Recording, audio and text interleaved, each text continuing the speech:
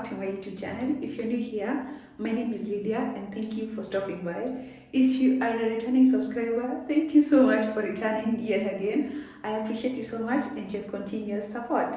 So today we are going to talk about skincare. If you see me in my bathroom, you know it's a skincare video. So today we are going to talk about exfoliation, specifically chemical exfoliation. So without further ado, let's get glowing. So your skin regenerates itself every 28 to 45 days depending on your age. Yeah, so for the younger people it could be 28, but as you grow older it takes longer for your skin to regenerate. And when it does that, the newer cells that are produced are going to replace the old cells. So these old cells that have completed their life cycle is what we're going to call, or rather what we're going to call, dead skin cells. So these dead skin cells, sometimes they're easily washed off, but they can linger and be stubborn. So you might need an extra hand to help removing them, and that's why exfoliation comes in. So exfoliation is basically the removal of dead skin cells from the surface of your skin. Well, you can't see them on your skin surface because they're small. So at microscopic level, you will see them, but with your bare eyes, you can't. So you need exfoliants to help you remove the dead skin cells. Why, you ask? Exfoliation is really important because, first of all, of course, it will help you to remove the dead skin cells, making way for brighter skin because of the new cells. Also, removing it will help unclog your pores because when they sit here, your pores are blocked. So to remove them, you will exfoliate. Another benefit of exfoliation is that it will also improve your skin's texture, because when there's so much dead skin that has accumulated on your skin's surface, in this case your face, you might appear rougher, yeah, and duller. So when you exfoliate, you have brighter and even a greater texture on your skin. Exfoliation will also help with the product absorption because when they are removed, the dead skin cells, in this case, products are easily absorbed into your skin's layers. So yeah, that's why exfoliation is very important. So to do or to exfoliate, you can do either of two things. One, physical exfoliation, which involves using mechanical force to remove the dead skin cells. I don't approve of it.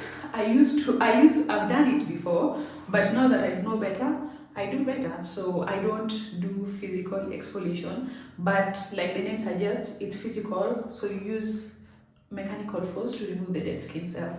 This could be like those nut scrubs that you have. You can also have those microbeads that people use. There are a lot of things that you can use to physically exfoliate your skin. Even a piece of clothes, just, continuously doing that. But yeah, you get the point. When you continuously do that to your skin, it aggravates it.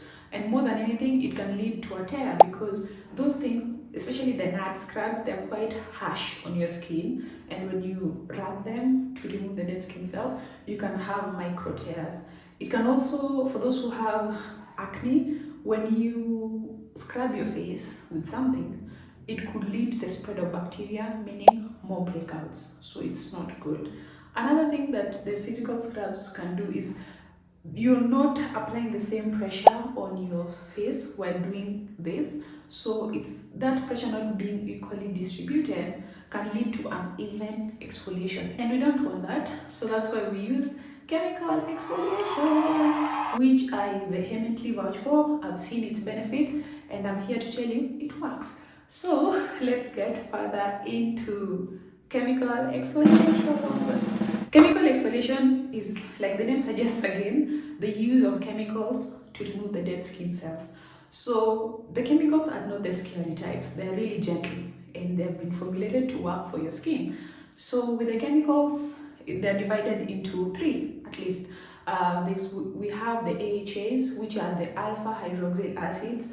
We have the beta hydroxyl acids, which are the BHAs, and we also have the polyhydroxyl acids, which are the PHAs. We can also have enzymatic exfoliation, like the one Lynn did for me, on my facial on my last visit. I'll link the video here so you can see how it works. It's where the enzymes act on they help to break the dead skin cells and therefore brighter skin. But for this specific video, we're going to focus on BHAs and AHAs, which are the most popular ones that we have.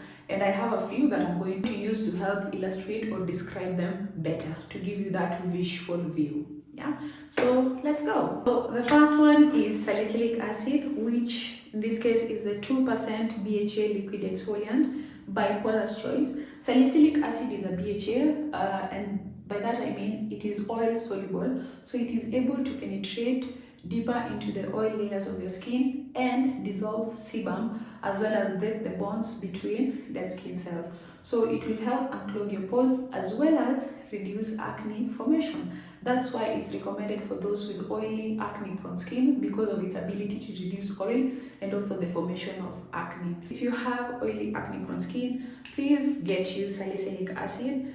It's said to unclog and shrink enlarged pores, smooth and even your skin tone, and it's lightweight, liquid, absorbs quickly.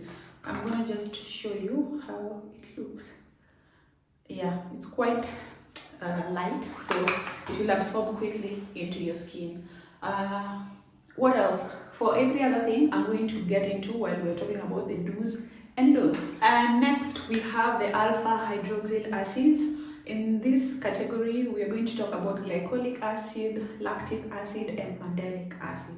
So these alpha hydroxyl acids, they are water soluble, so they act on the outermost layer of your skin and don't penetrate quite deeply like, say, salicylic acid would. First off, we have glycolic acid, which is the alpha hydroxyl acid with the lowest molecular size, making it able to penetrate the skin deeper than, say, lactic or mandelic acid would. It can also dissolve or break the bonds between dead skin cells, stimulate collagen production, improve your skin texture, its tone, and its radiance as well. It is good for those with sun-damaged skin or aging skin because of the collagen production, and I'd recommend it for those with normal skin or combination skin. I personally don't use it on my face, but I use it on my underarms because it helps with exfoliation and it helps to brighten them. Some people use it on their legs, some people, whatever, they need that extra boost of exfoliation. So yeah, if you need some exfoliant and you need one that can penetrate the skin deeply, but it's not salicylic acid, then you go for glycolic acid. The only problem is because it penetrates your skin deeply, it can cause irritation because of that small molecular size, so you have to be careful with it. But otherwise, it's a great exfoliant and I highly recommend it. Next up, we have lactic acid. I don't have lactic acid on me, but we can still talk about it. Lactic acid. Oh, by the way, I forgot to mention for the other two, salicylic acid is made from willow bark extract but can also be synthesized in the lab. Glycolic acid is made from sugarcane. So lactic acid, lactose, it's made from milk, and its molecular size is larger than glycolic acid but lower than mandelic acid, making it a great gentle exfoliant, especially for those with dry, sensitive skin, because it's also a humectant. So whereas it's dissolving dead skin cells, lactic acid will also moisturize, hydrate your skin, thereby not causing excessive drying, which is really great for a product. So for lactic acid, you can start from 5% as you build up, and you can look it up more and get to know what it's all about. Thirdly, we have mandelic acid. Mandelic acid is an AHA that has the largest molecular size, meaning it will penetrate the skin really slowly and therefore reduces chances of irritation. So it's really good for those who want to reduce the risk of irritation and post-inflammatory hyperpigmentation. And for that reason as well, it's great for those with brown to darker skin shades. Mandelic acid is made from bitter almonds, so almond oil. If you have nut allergy, don't come near this. Yeah, if you have nut allergy, don't try this. And because I think of the almonds, it has the ability to oil your skin if you use it. So let me just try and show you that yeah, moisturization or hydration, it has it as well. So mandelic acid is great for those with sensitive skin or those with hyperpigmented skin because of that slower penetration. And again, it's also good for those with dry skin because of that moisturization that I've just shown you. It won't cause irritation to your skin, and therefore it's a great exfoliant. If you've been thinking of trying either of them, please do. I'd recommend lactic acid, like I've said, Mandelic, Glycolic, Salicylic. Just depends on your skin type, which you have to pay great attention to. Before I close the chapter of exfoliating acids, I also want to introduce you or talk about the Good Molecules Overnight Exfoliating Treatment, which is a combination of salicylic acid, glycolic acid, and lactic acid. So it's combined the BHAs and the AHAs. And imagine you have two great things, but when you combine them, you have even a greater thing. So it will help promote skin renewal, unclog pores, and dissolve the dead skin cells. It's to be used at night, at least from what the name says, and it should not be combined with other actives like maybe let's say retinol, because that will irritate your skin and you don't want that. So this is another exfoliant that you can use if you can't access the ones that I've talked about. Just like with anything, exfoliating acids also have some do's and don'ts. One of the do's that you can do when you're trying or you're getting into the world of exfoliating acids is to patch test. Make sure you patch test it so that you know if you can have any adverse reactions. Another thing is to always use sunscreen when exfoliating, because the usage of exfoliating acids can make you quite photosensitive, so you have to use sun protection. Another thing is to heavily moisturize after using, exfoliating acids to help improve your skin's barrier, as well as reduce the chances of irritation.